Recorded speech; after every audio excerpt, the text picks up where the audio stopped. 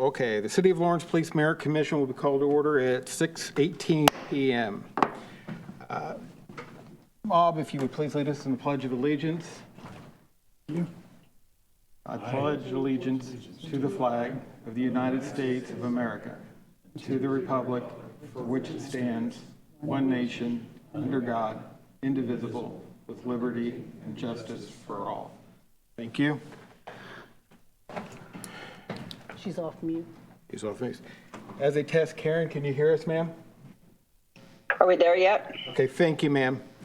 We have Okay. called to order, we have done the pledge. We do have a quorum. We have 3 in person, excuse me, 2 by Zoom, and we also have guests by Zoom. At this point, I would like to take privilege of the chair here to take a moment to remember Detective Greg Pharisee from Terre Haute and the tragedy that it's fallen upon. He will be the 491st Indiana law enforcement officer to die in the line of duty. If we may pause for just a moment.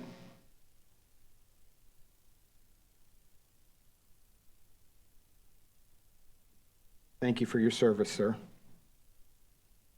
Comments from commission members. We'll start with online first. Mr. Crouch, any comments? No, sir. Ms. Powers, any comments? No. Mr. Hendrickson? No comment. Ms. Garten? No. Chair will entertain an approval of minutes for the special meeting June 1st, 2021. Do we have any corrections? And then being proposed, I will entertain a motion to approve. Do I have a motion? I move to approve the minutes. We have a first. Do we have a second? We have a first and a second.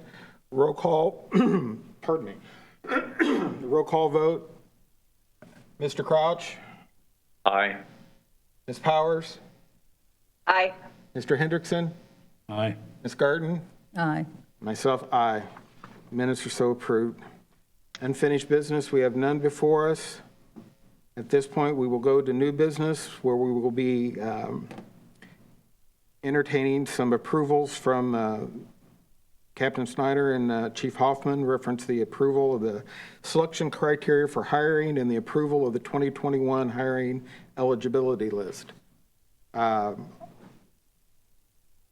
are aware of the captain's obligations. At this point, we tried to do a test, and we understand it's very soft spoken at this point. We will do our best. If not, we will probably have to defer to you in cases where we can't understand her or hear her, sir. That's okay. No problem. Proceed, sir. So we are seeking approval for the selection criteria for the hiring process and the approval of the eligibility list. The list before you that was submitted, I believe on an Excel spreadsheet, contains candidate numbers, not names, and they are ranked in order of their testing results of all phases of testing thus far. I do have one update since you received that list. We have decided to strike the leading candidate, number 1, due to some information that came out just recently.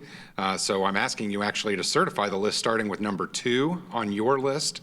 Number 2 is now number 1, and then 3 is now number 2, and so on. Okay, so that'll be the list. So just for clarification, the ID number 5342001 is the one you're striking. If that's the number 1, I don't have it in front of me. If that's the Okay. number 1, That yes. corresponds all the way over. Correct. That is correct. That is correct. Okay.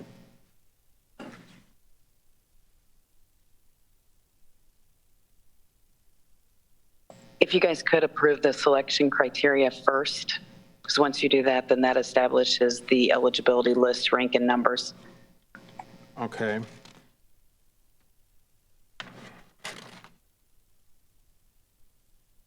Okay, so I'm not misunderstanding. You're wanting what is presented as your headers, as the process that you've went through as your criteria process. Is that correct? All of the steps that were taken? Is that my understanding? Right. So, right. what I need for the Merit Commission to do is define what the selection criteria is. The police department is recommending that we go by IC Code 36-8-4-10 for the war veteran. Also, the mother or father who was a firefighter of a unit, municipal police officer, or county police officer, died in the line of duty, or was an officer, firefighter, county police officer, or full-time or part-time employee by a township to provide fire protection and emergency services who's been laid off, and or a graduate from the Indiana Law Enforcement Academy from the basic law enforcement certification and maintained in-service training hours for the certification, being a half point for each one of those selection criterias. Okay.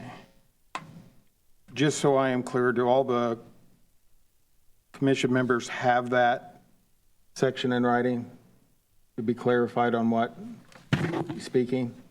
I had it on my phone. Okay, great. All right. So Yes, sir. our first responsibility would be to entertain a motion to approve in her letter to us, agenda number 1, as written.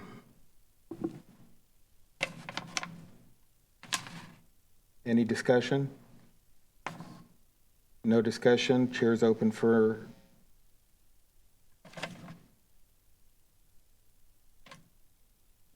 Motion? motion. Oh, I'll motion to, I thought you were speaking.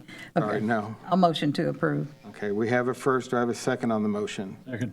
We have a first and a second. We'll do a roll call vote. Mr. Crouch? Aye. Ms. Powers? We seem to have lost Ms. Powers due to technical difficulties, so we will continue. We still have a quorum. He's back. She's back. Bob? Aye. Gail? Aye. And we'll give Karen a moment here. Are you back yet, Ms. Powers? I think so. All righty. We have a motion, a vote on a motion reference the agenda issue number 1 that was sent by Captain Snyder. Yay or nay? Yay. Yay.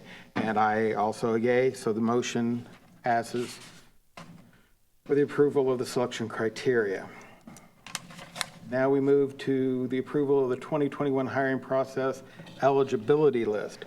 And that is going to be the very detailed spreadsheet we have before us. Chief, this is when you can do that part. Okay, sir? Would you like for me to repeat my update? It wouldn't be a bad idea. So I'm asking for the certification of the list now that is before you with the candidates, starting with number 2, all the way down through the final candidate in order to be offered conditional offers of employment as openings arise. Okay. Any commission members have any questions? Okay. I'm sorry, but tonight I do. Normally I do not. I know when we were doing our agenda last time, there was a lot of discussion on the cutoffs reference the way the examination was being done and the algorithm they were using, so forth. And that drew a lot of concern from certain members. Now looking upon this as a whole and following that according to their, I have questions why we have cutoffs down at recommendation eligibility rank number 14, but we have people with eligibility scores that are higher. We have 3 that are in the mid to upper 90s. And when I follow them across trying to see how everything compares, I can't figure an explanation out for it, to be honest, sir. So are you looking at the total score that Right. that candidate achieved? Total eligibility score that was used to make this ranking, we have. Can I Yeah, go explain? ahead. Yes, go ahead, Captain Schneider. So what you're looking at, each phase they have to pass first. So in order to get a written exam, you have to meet the criteria that is met, or which we established. Once they pass that, then they move on to the oral interview. When they get to the oral interview, they have to get to that standard. If they pass that standard, then they get to go to the eligibility list, which is the combination of those two scores. Correct. So basically, when you have somebody at a higher, maybe they tested really high in the written exam, but tested really low in the oral and didn't pass the oral interview, therefore they get knocked out because they didn't rise to the level of standard. Even though their eligibility score total is higher. That's correct, because they don't ever make it to that ability to get to a total. They don't make it past the oral interview phase. Okay.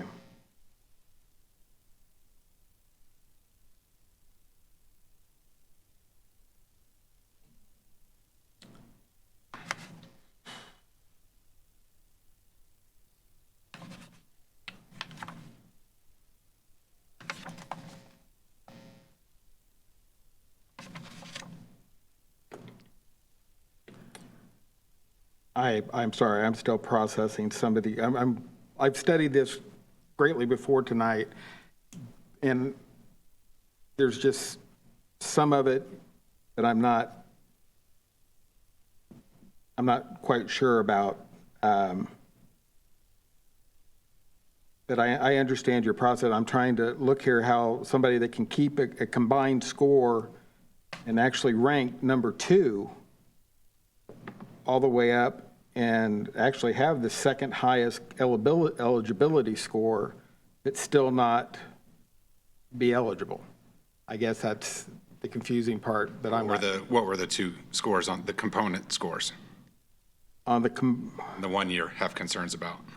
Well, when we come to the final eligibility score, where everything is tallied up at the very end, you have an applicant that's at 94.87.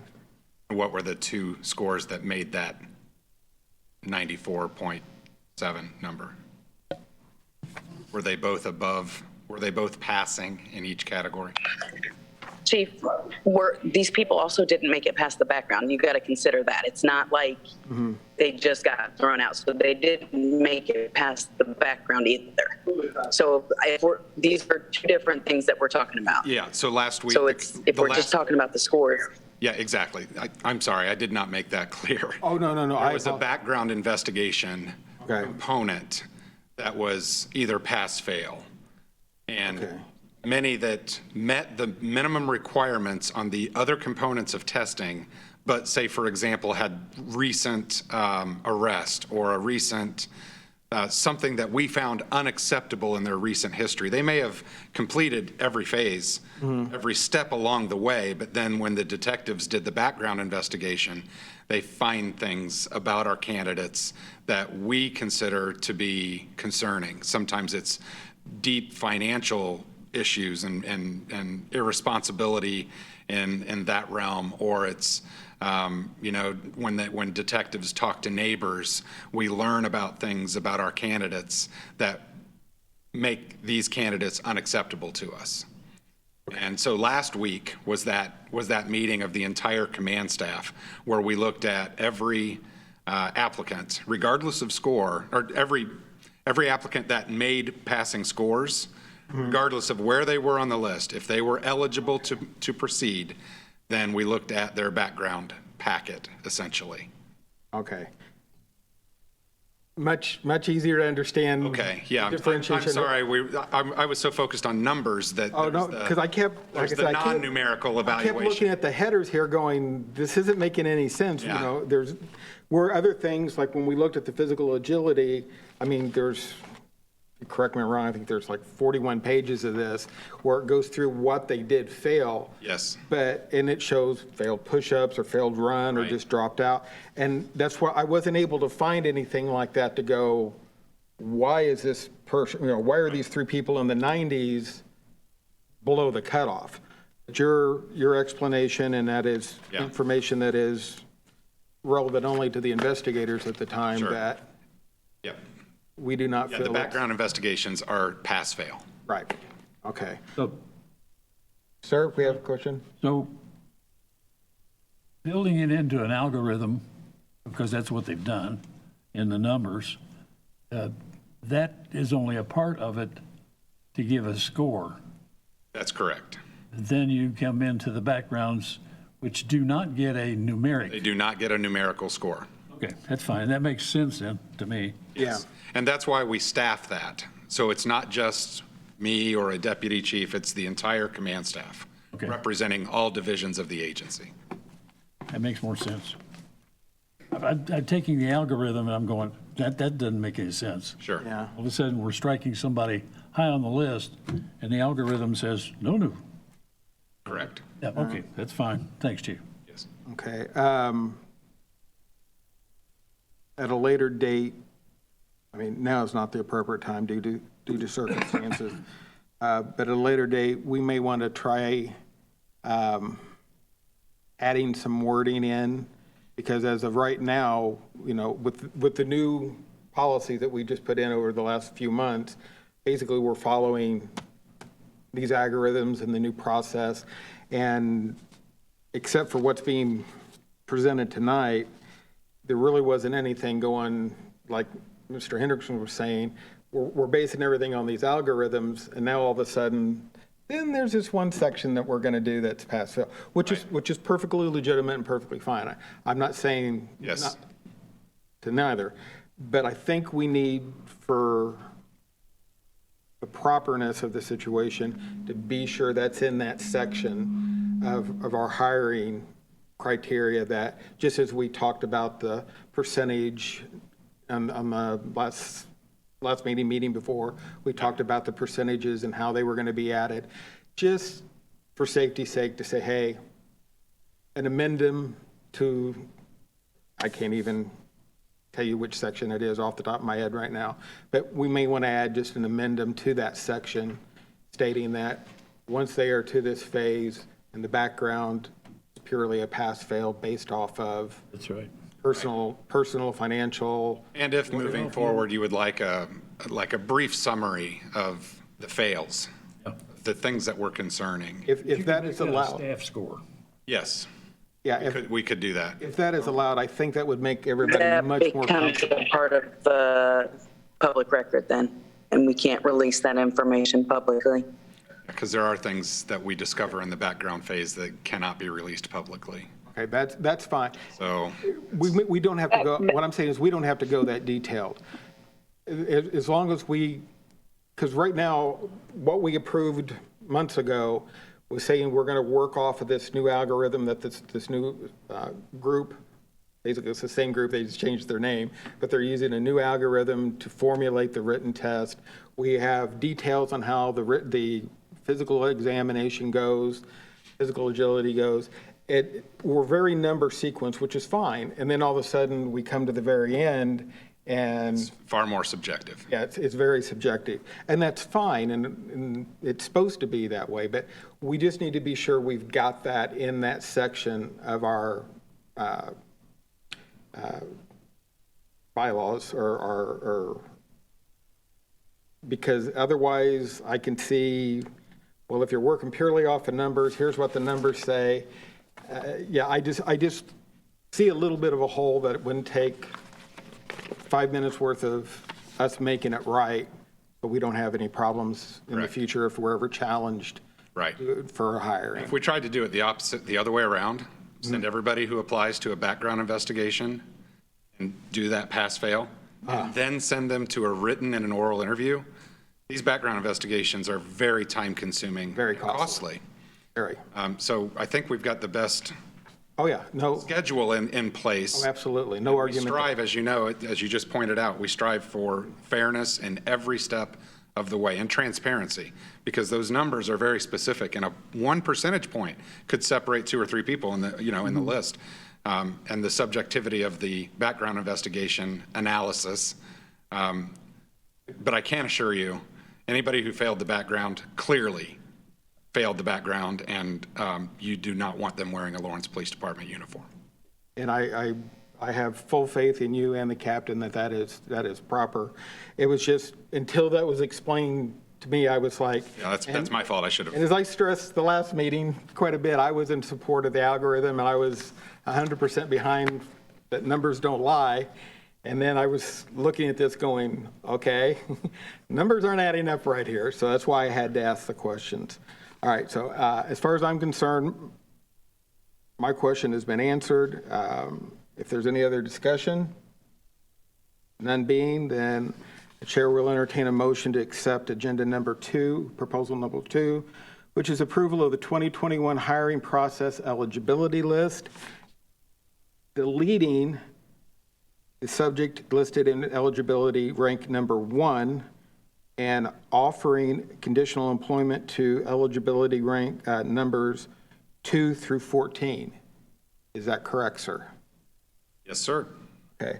Do I have said motion? I'll make the motion. Do we have a first? Do we have a second? I'll second it. Approve the 2021. We have a first and a second. We'll call the vote. Mr. Crouch? Aye. Ms. Powers? Aye. Mr. Hendrickson? Aye. Ms. Garten? Aye. And myself, aye. Motion carries. Okay, performance recognition. Chief, I know we have one tonight, which is a pleasure. As I told you, as I've signed in it, Yeah. I've missed that. As Captain Cantrell makes his way down to the podium. So yeah, we wanted to start revisiting this. Absolutely. Very important performance recognitions. We haven't done this since COVID's really set in. I believe it was late fourth quarter of 2019 that we did our last one. So there are many LPD members deserving of performance recognition over the past, whatever that is, 18 months. For this meeting and for the first time, we are recognizing a member of the LPD command staff for his exemplary performance in planning and executing the public safety strategy for our July 4th events here in the city of Lawrence. As you each may be aware, there's a long tradition in Lawrence of a 4th of July Independence Day celebration being the single largest one-day event for us in the city. This tradition traces its roots to the days when Fort Harrison was still an active military post, when the military and the city of Lawrence partnered for our community celebration of our nation's independence. The day starts with a parade, which is the only 4th of July parade in Marion County, that is attended by hundreds, maybe thousands of citizens and visitors. The route of the parade is shoulder to shoulder, children and families. Just the whole community turns out for it.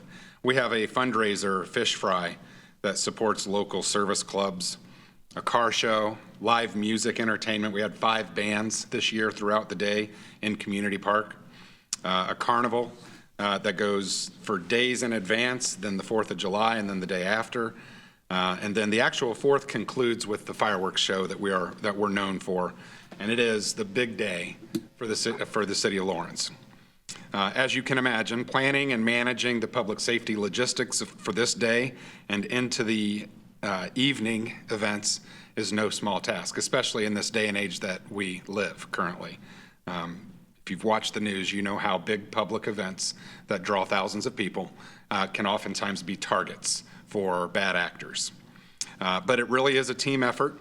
It involves police, of course, our firefighting partners at LFD and the medics that come out, the Parks Department, of course, it's at Community Parks, streets, DPW, really every city department is in somehow contributing to the success of this event. Now, from the public safety perspective, for the last several years, including most recently this year, LPD's main point of contact for the planning and execution of the police part of the event has been Captain Tracy Cantrell to my left. The 4th of July is an 18-hour event for most employees with the police department. However, Captain Cantrell is typically the first one in before the sun even comes up, setting up barricades, working with volunteers. He starts securing the parade route, which is a task in and of itself. There's an 8 a.m. public safety roll call where a briefing occurs with dozens of officers, where assignment reminders are addressed. And there are always last-minute details that seem to come up, whether it's weather-related or developments in the area. Captain Cantrell is there. He coordinates all of that. He then rides his well-known Harley-Davidson motorcycle in the parade. He leads a very large team of motorcycles, which are one of the most favorite parts of the parade because it's a drill team, so they do a lot of different motions and patterns and things like that. And then, that actual part of the kind of the coming in underneath the Garrison flag on Franklin Road in front of Community Park is Captain Cantrell performing his patented flying T formation down Franklin Road. And while he does that, he salutes the Garrison flag as he goes underneath it, which is a huge crowd favorite. And a flying T, essentially, if you didn't see it, he's on his, it's a trained thing that he does. It's not reckless at all. But he stands on top of his moving motorcycle on his feet on the seat and does the T motion, which is Your has been sensei was very, Flying very Jack, popular. I suppose? It really is. I mean, it's you'll see it. The city's about to create a summary, kind of a video that our drone shot. They're editing it now, and it'll be released. So I encourage you to check that out on the city's Facebook page when it gets released. So after the parade, the day continues. Captain Cantrell starts preparing for the evening activities. The first shift of officers goes home. The second shift comes in, and he's there the whole time. We have public safety partners who help get barricades, officers, volunteers, traffic control positions, and he sets patterns so that we can, if you've ever been to the Indy 500, they have inbound and they have outbound. Well, we have a very similar, we don't have the need for the inbound, but we do have the need for literally thousands of cars wanting to get out of there after the fireworks, and that's no small task. This year's Fourth Fest was one of the most well-executed and managed events that we've had. I'm pleased to report that due to the collective efforts of every LPD member, along with several members of the Marion County Sheriff's Office, the Marion County CERT team, the Southport Police Department helped out, along with all the city divisions I just mentioned. This year's 4th of July festivities were completely incident-free. No arrests, no injuries, no accidents, no police reports. It's really surprising. I mean, even the best we could hope for isn't that good, and it's no accident. So Captain Cantrell next to me here is probably squirming a little bit. He hates this kind of thing, and he will be the first to say that this is a team effort. I'm one of many, but we're particularly proud of Captain Cantrell. He's the guy that keeps all this stuff together. It's a huge endeavor. He's coordinated it the past several years, and for these efforts, he's finally recognized. I typically don't like to recognize command staff members because that's your job, right? And it's officer recognition is usually what it says on the agenda. So I'm going to stray from that just a little bit and encourage you to join me in applauding Captain Cantrell for our this month's performance recognition recipient. Absolutely. Yay. And as you know, as is custom, each recipient receives a certificate with a summary of the reason why they're being recognized with my signature and the Merit Commission's president's signature at the bottom. Suitable for framing at your own cost. Suitable for Your own cost. framing and a real frame. So, there you go. Thanks, Chief. All right. Captain, thank you very much. Speech? Okay. Yeah, speech. Yeah. Live from Terre Haute. Like Chief said, it is No, like from Michigan. Oh. Oh, that's right. I'm sorry. it is a team effort due to the fact of, as Chief said, I did had to do a lot of research because of what's going on throughout the United States. Different events they're having, threat assessment has gone up. So I wanted to make sure that the citizens of Lawrence, and as well as its visitors, were safe. But it was a team effort with my partners just in the command staff, and then reaching out to the Sheriff's Department, the drill team. I've been working with them for 13 years. That's how I learned how to do all the tricks and stuff like that. So they volunteered their time to come, to be with us, to do that, to, have crowd pleasers. But once again, we still have to work as a team. I will continue to do whatever I can to help the city and to keep everybody safe. Thank you, Captain. Thank you. Thank you so much. The fact that this went off, as the Chief said, better than what was expected, because we've been in those where we go, okay, this is best case scenario, we have to expect. And for it to go beyond that, that is a statement of your dedication. And thank you very, very much. And I know the citizens appreciate what you do. We appreciate what you do, and we look forward to even a better one next year. No pressure. Yeah, yeah. And, you know, if the unthinkable does happen, for example, a mass shooting or something that is a real threat to public safety, I got a plan. we are poised to respond. So absolutely. luckily, well, not luckily, fortunately, Fortunately. nothing happened that was negative this year.